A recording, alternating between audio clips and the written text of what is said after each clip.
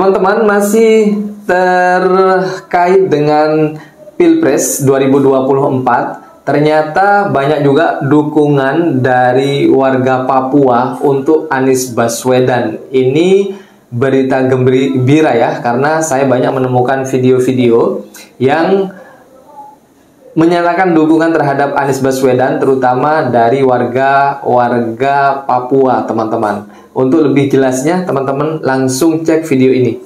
Dari puncak jaya tertinggi di Papua, kami kibarkan bendera merah putih. Nah, ini merupakan video dukungan secara terbuka oleh warga Papua, teman-teman ya. Republik Indonesia 2024 menuju Indonesia. Dukungan terhadap Anies Baswedan. Salam amin, salam perubahan dari kami Puncak Jaya untuk kejayaan Indonesia. Salam perubahan. Menang, menang, menang. Nah, di video berikutnya ini merupakan video lainnya yang menyatakan dukungannya terhadap PKS ya. Tentu PKS ini mendukung Anies Baswedan di Pilpres 2024 yang bakal digelar nanti ini. Kurang 2 bulan lagi, kurang lebih, teman-teman ya. Karena bendera PKS yang diangkat oleh para pendukung ini, teman-teman.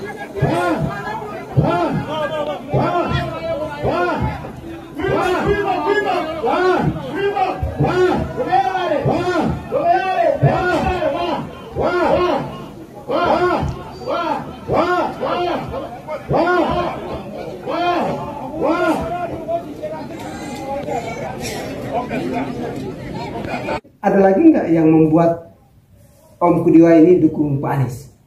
Iya, karena dia punya, ketika kita kerjasama dengan investor, investasi dengan luar negeri, kan harus pakai bahasa Inggris. Ketika bahasa Inggris kan sudah kuasai dengan Pak Anies Baswedan. Oh, jadi maksudnya Pak Anies itu jago dalam hal bahasa.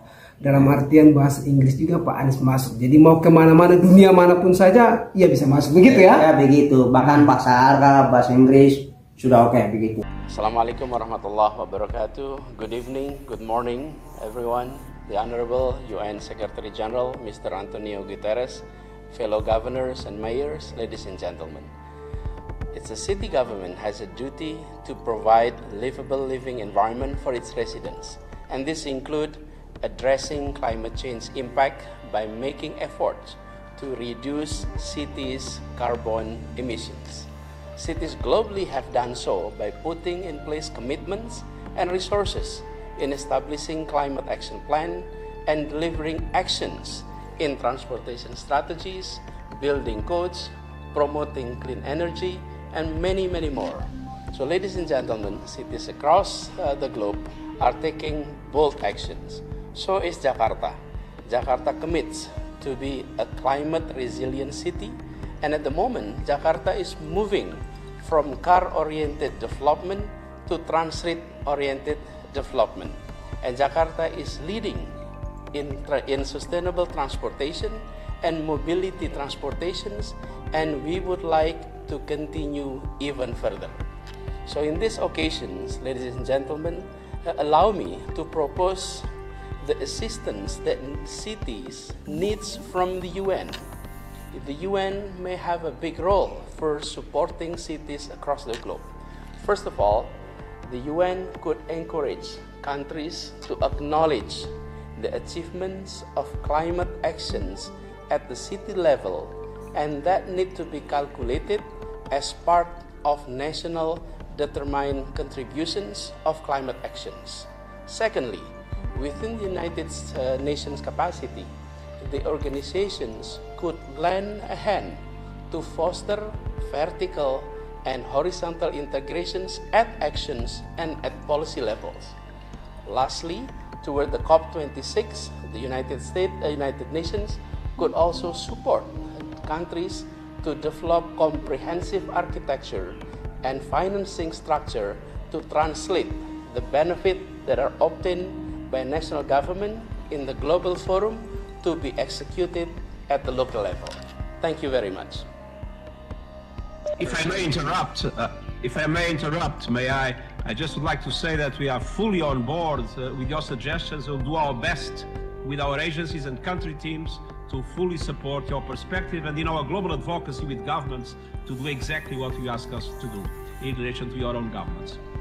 Thank you very much. Di daerah-daerah lain seringkali ada kejadian-kejadian yang viral. Itu yang viral saja, belum terhitung yang tidak viral di sosial media. Seringkali kita melihat ada umat-umat Kristen menangis, menjerit, ibadahnya dibubarkan, ibadah di rumah dibubarkan, ibadah Natal dibubarkan, rumah gereja dihambat pembangunannya, digusur, disegel, pengurusan izin rumah ibadah dipersulit, dan seterusnya dan seterusnya. Marak terjadi hal-hal semacam ini. Tetapi di DKI Jakarta di masa kepemimpinan Pak Anies Baswedan, seorang pemimpin yang selama bertahun-tahun kita serang dengan isu bapak politik identitas, kita serang dengan isu politikus rasis, tapi dia mampu dan berani mewujudkan puluhan izin pendirian rumah ibadah non-muslim. Coba Anda tunjukkan kepada saya, apa buktinya jagoan Anda itu lebih NKRI? Apa buktinya jagoan Anda itu lebih nasionalis? Apa buktinya jagoan Anda itu lebih mencintai NKRI yang berbineka Tunggal Ika ini ketimbang sosok-sosok capres yang lain? Apa buktinya? Apa hanya sebatas slogan NKRI dan Bhinneka Tunggal Ika itu? Apa hanya sebatas jargon yang digaung-gaungkan NKRI dan Bhinneka Tunggal Ika itu? Tidak. Nasionalisme membutuhkan bukti sebagai alat ujinya. Tidak sebatas slogan kosong, tidak sebatas jargon yang didengung-dengungkan. Harus ada bukti otentik sebagai alat uji nasionalisme seseorang. Harus ada bukti otentik sebagai alat uji jiwa NKRI seseorang.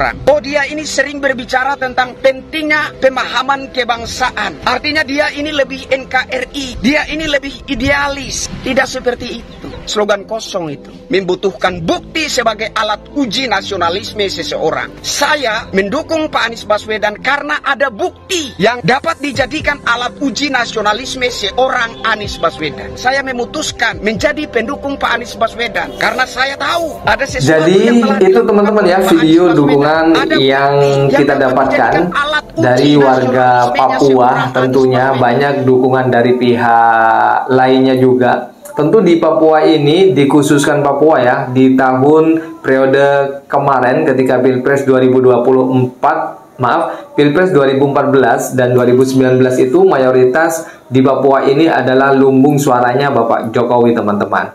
Nah, syukur-syukur kalau mulai tahun 2024 ini ada suara dari Papua yang mendukung Anies Baswedan.